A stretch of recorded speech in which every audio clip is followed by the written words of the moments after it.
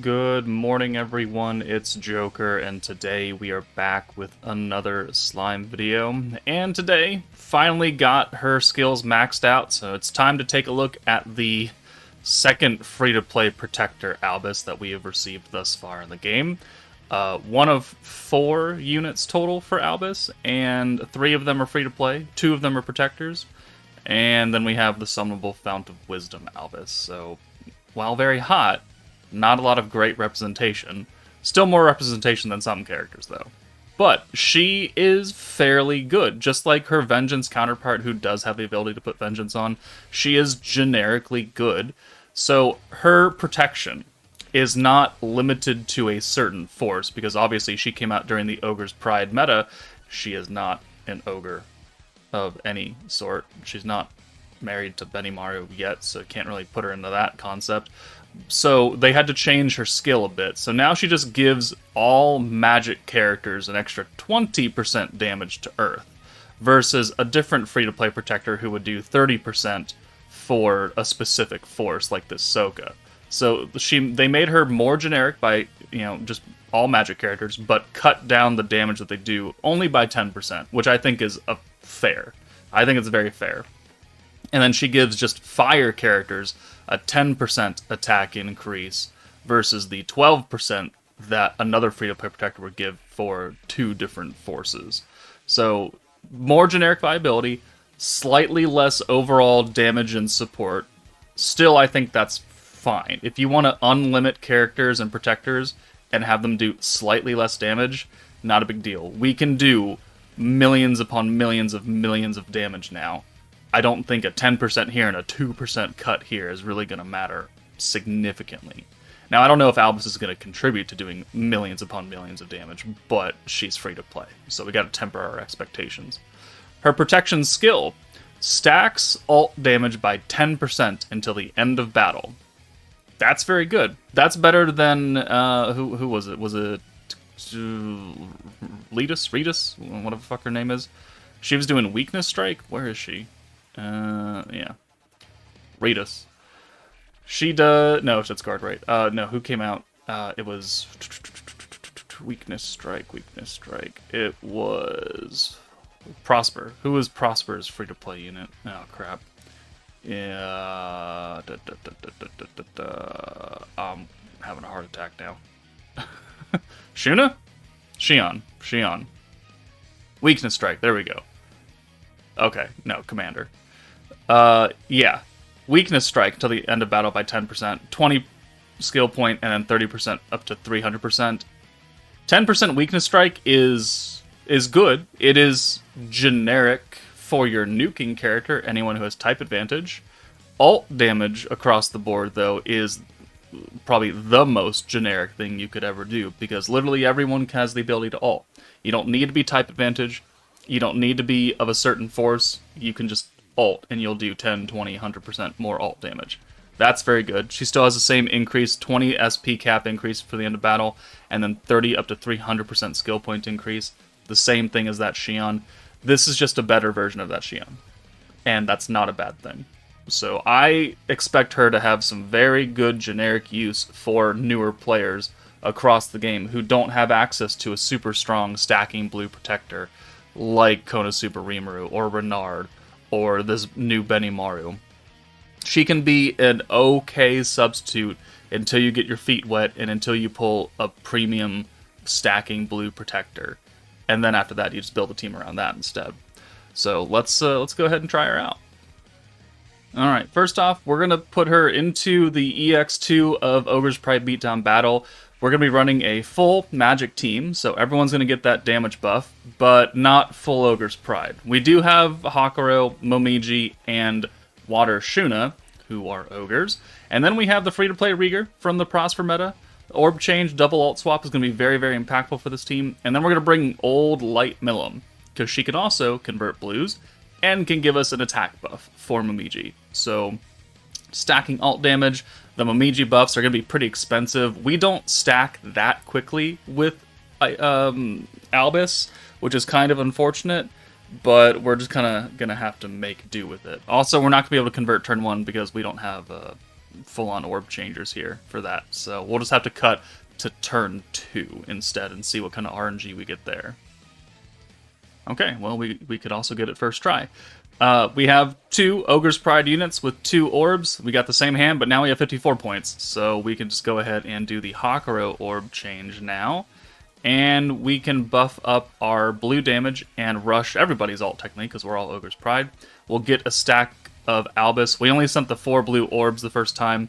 She's 4-star protector. She doesn't have a cut-in, so we're not missing any animation right there. Kind of unfortunate that they don't give that same kind of quality level to the 4 stars, because some of them do have pretty cool outfits, and we don't ever get to see them. So 19k for Momiji right there. Okay, we have another hand that we can just use Hakuro's orb change.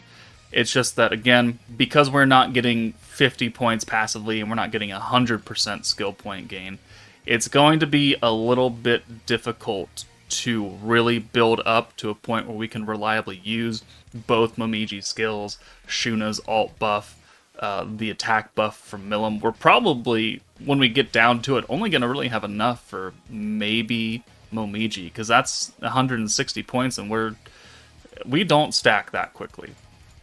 But if this is your first time using a blue stacking protector, and you need someone who can give every character viability when they're nuking, this is going to do it. This is better than the old, I'm going to change 2 orbs and give you an 80% chance to crit protectors that we got previously. This is better than, technically, the Weakness Strike, because if we were running Weakness Strike, I mean, if it was Ogre's Pride, yeah, these 3 characters would get it, but these 2 characters back here would not get any damage increase. Not that we've really hit anything with them thus far, but it does matter that the ult damage, no matter what team you are attempting to run, will be able to make use of it. Okay, we have 103 points, and we have not a great hand. Let's bring you in for Shuna, and we'll convert this 1 blue orb.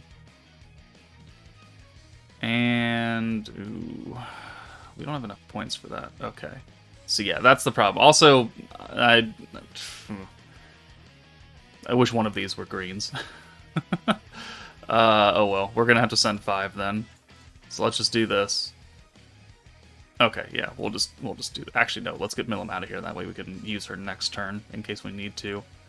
Yeah, the problem with this team is that we just don't have a lot of points. We're not gaining a lot of points at all. When we're going into turn 5 on the bind turn, we have.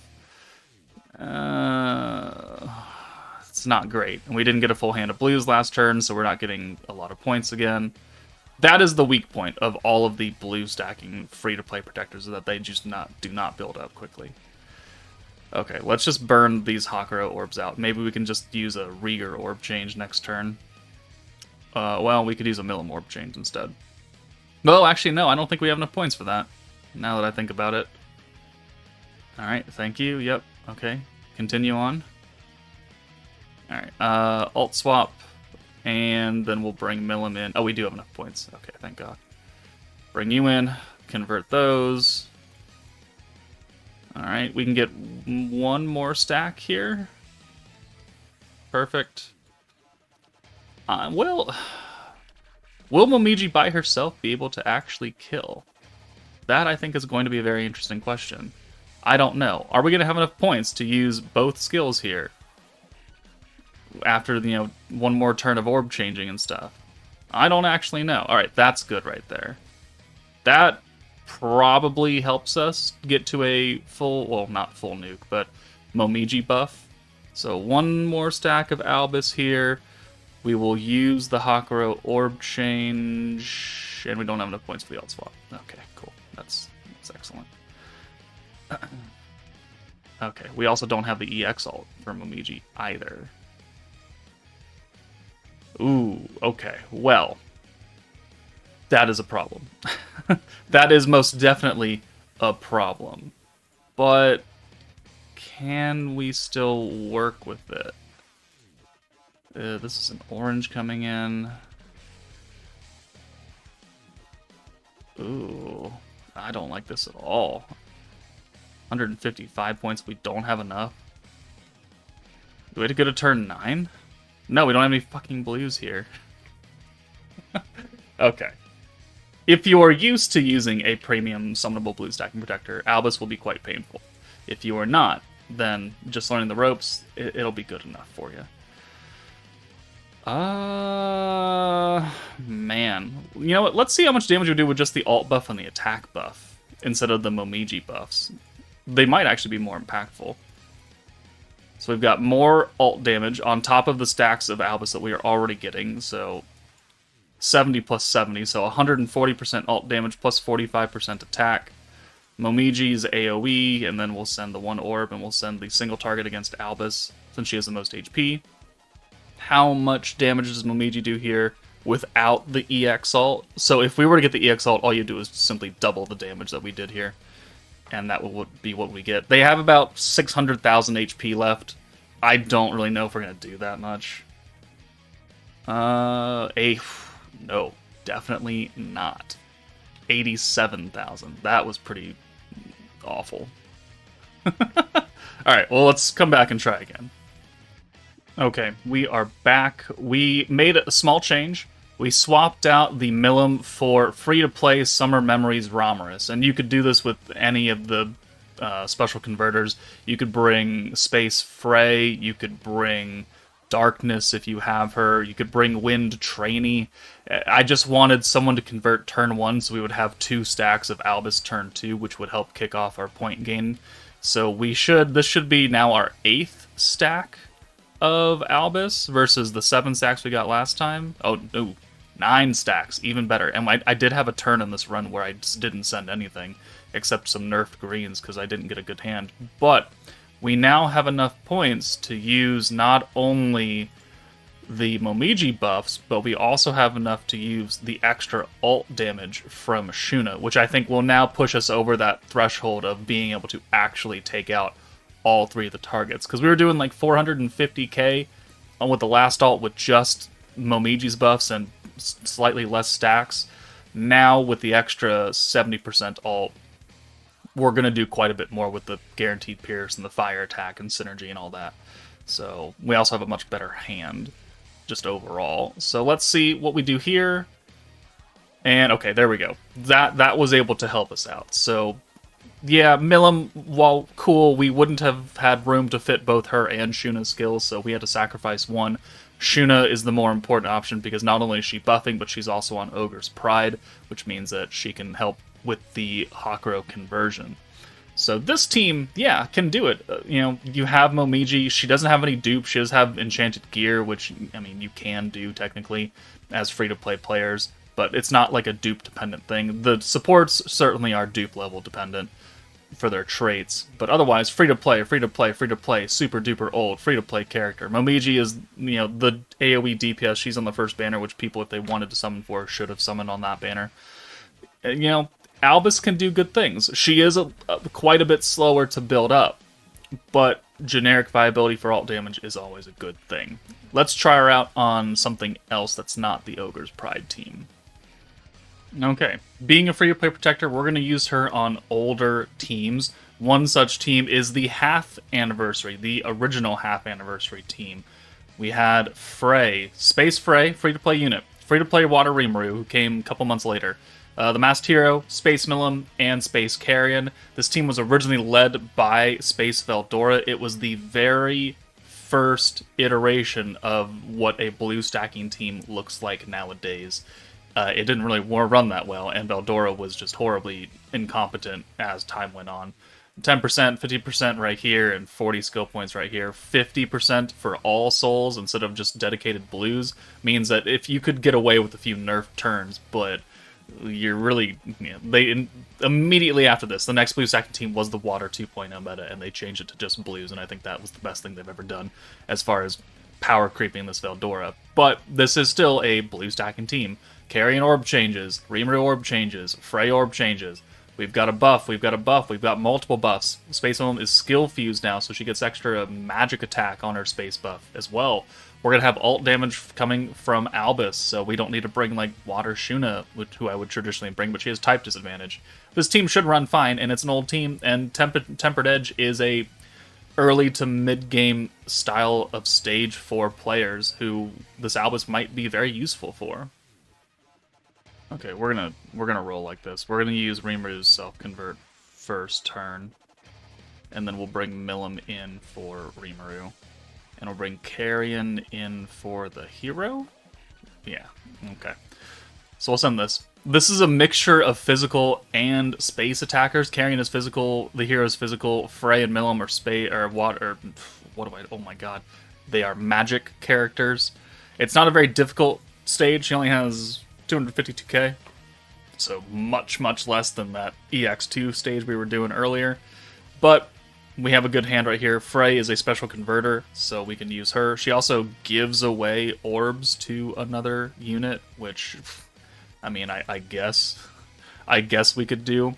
But more importantly, we have no EX characters here. This is a pretty reasonable team for newer players, since all these characters are either free and available in the flashback shop, or have been in the general pool for literal years.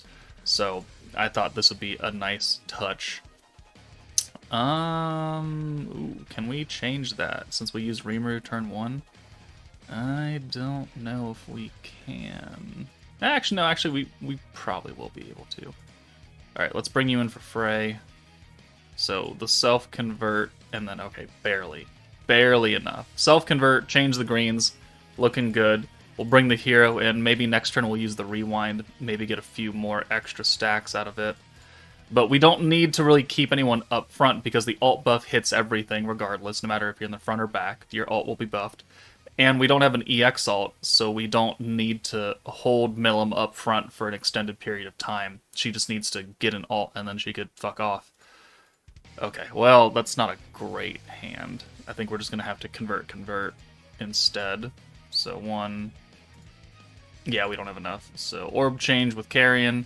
Rimuru will come in, and we'll orb change with him, and then we'll bring Frey in. We'll leave the hero up front. Hopefully next turn we have enough points to rewind and convert, unless we got to do literally every single conversion available known to man. We'll find out. Okay, but I mean, this is a good intro to how a blue stacking team will run. You put some orb changers on it, you put some support units. Okay, that is literally awful. Thanks, game. Really appreciate that. But we don't have super high cost buffs, right? We have 55 and 55 and then 25 or 15 over here. Like, this does not need 400 skill points in one turn to run. We don't have a million HP boss. We just need to do enough to kill, and we've already taken off a good chunk of her HP.